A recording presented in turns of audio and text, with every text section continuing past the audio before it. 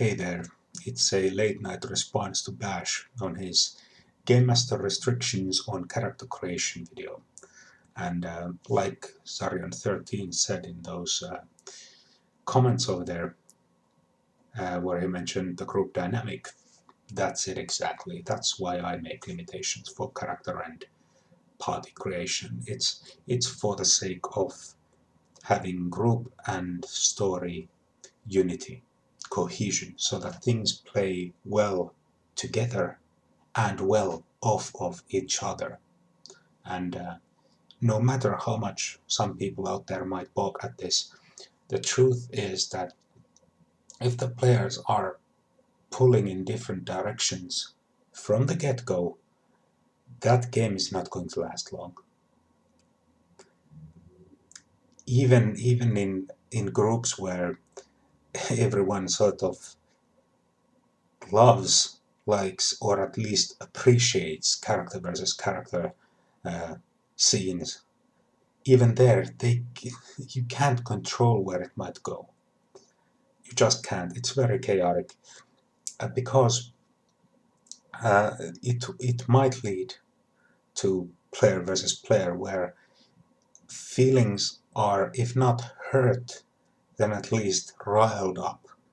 You know, um, and I know a lot of. I've seen very many videos where folks say like, yeah, but we are all adults and come on, it's just a game. Oh, come on. You're not some robotic gaming gods. You have feelings too. You have emotions.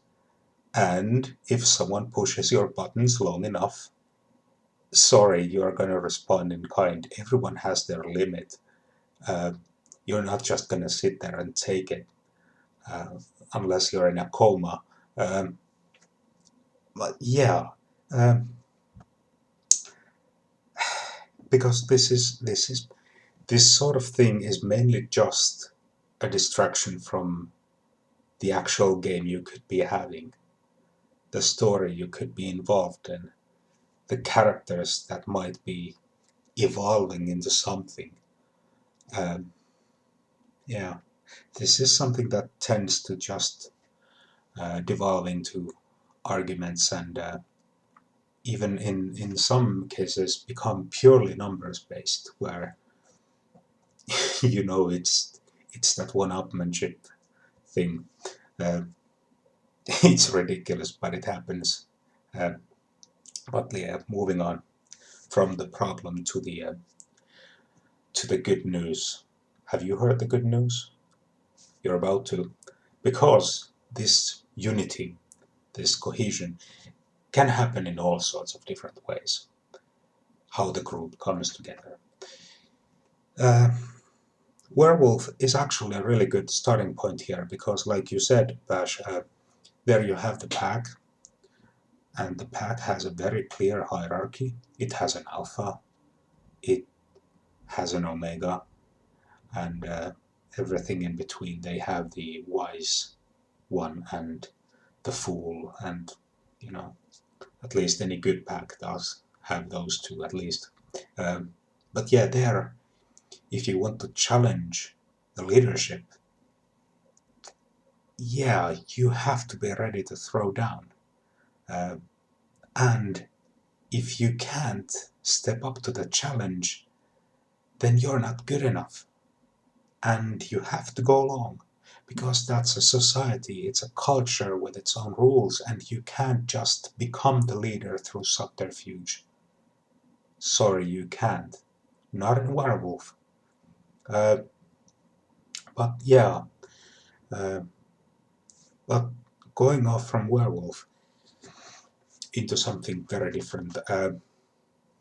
For example, in Cyberpunk 2020, where it's a very dystopian future with a 90s extreme bent.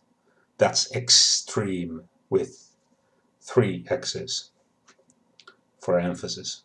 Um, there, in my games, usually the groups were together because they shared an employer, and this was not just like some mystical, mythical anonymous Mr. Johnson, like in most Shadowrun cases.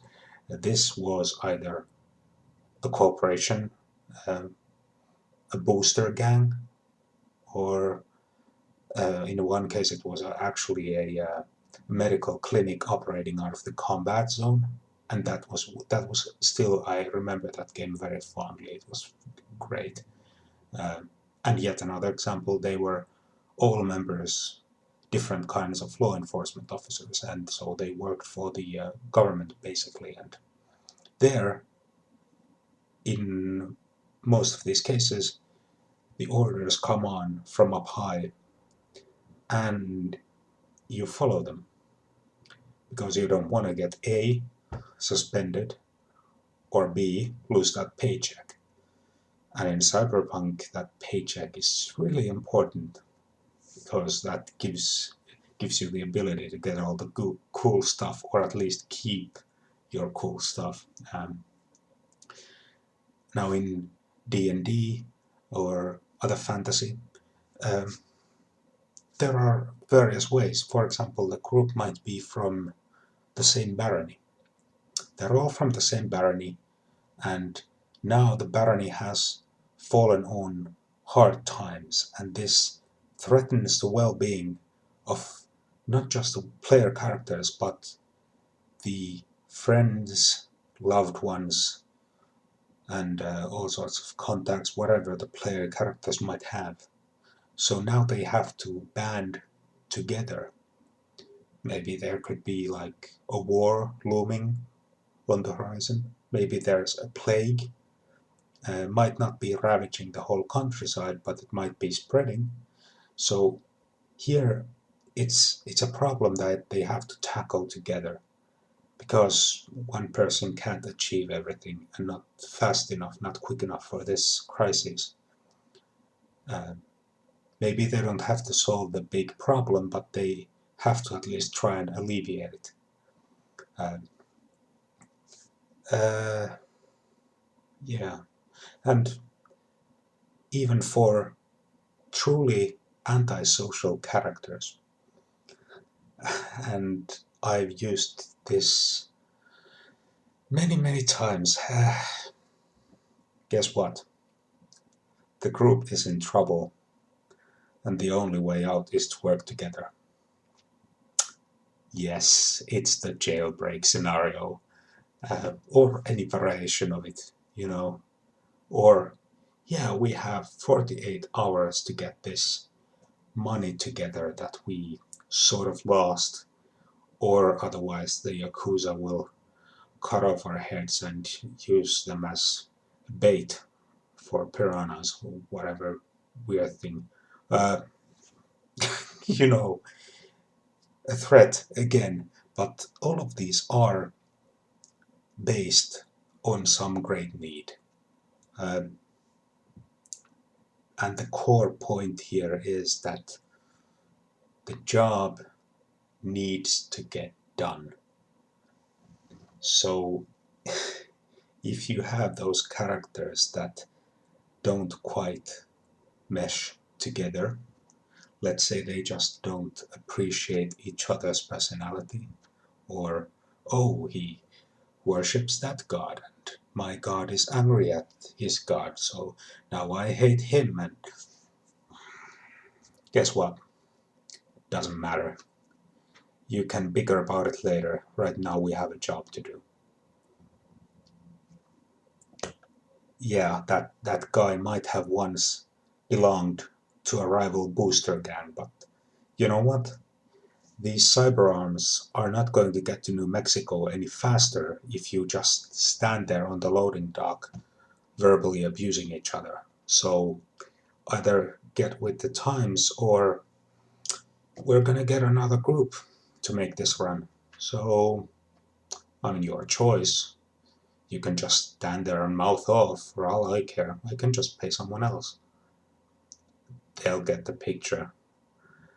Um, and yeah, actually, moving on to just a word on alignment. I will try and keep this short because this is one of those kind of can of worms where D&D really did a disservice to the hobby with this one. I mean, the core idea at the basic red box, I think it was, where you had a very simplistic, just 3 lawful, chaotic, neutral. There it still sort of worked, and but even there it was reasoned badly. The alignment thing, conflicting alignments, so on. Now, since some players see this as either a straitjacket or a sort of carte blanche to act like a jackass, I use a bit more of a fluid system that is based on the story and what the characters do in it. So I don't like punish people outright for acting against their alignment, but they have to build a personality first and then attach an alignment to that. And with this comes the good old paladin thief problem, or like you said, you had a witch and a cavalier and a paladin. Yeah. In my games, I do not tolerate paladins that are lawful stupid. Here's what I mean. The character you have, that paladin, exists, has lived their entire life in that game world. In fact, your character knows things about the game world that you as a player probably don't. Information that you might get through the Dungeon Master. In any case, they are not, probably not, that naive or stupid as to believe that their beliefs are the rule of law. So that if they're in a group with a thief and the thief says that they can break into the house of some kind of a criminal suspect, for your paladin to get up in a huff about it and start threatening the thief is wildly against alignment. This is one of those things that I see played wrong over and over. It makes very little sense, but yeah. Unless someone is acting against the general rules of the society in a way that is more harmful than the task at hand, then the paladin should see a character like that thief as an asset. They don't have to like what the thief does.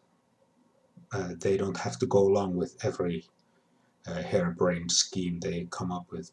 But they should not be a constant roadblock, because that's A, stupid, and B, annoying, and C, probably is not going to change the thief's mind or personality as if by magic. So, yeah, because again, the job needs to get done. If you're looking for a serial killer and the thief is offering to infiltrate some house, where are your priorities?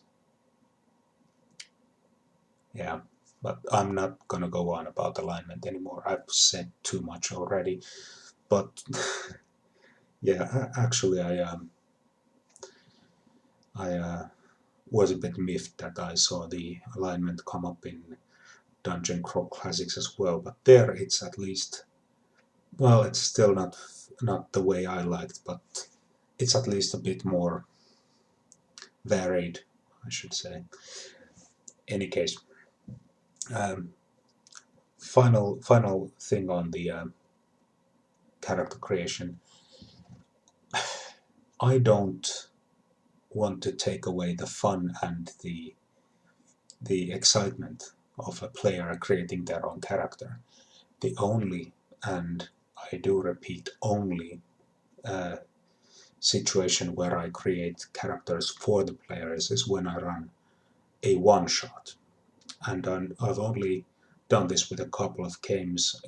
Most often I've done this with Call of Cthulhu, where I make up a stack of characters and read their names, a short description of what they are like, what they do, and then I spread them around and people can choose, because I don't want to spend time, uh, you know, rolling dice and reading rules when we could be playing. And one shot is a very time sensitive matter. So yeah, that's about it for me. Hopefully these ideas help you out. Maybe if you have any questions or comments, I'd love to hear them. And it's so late now, I'm gonna go to bed, so have a very good night.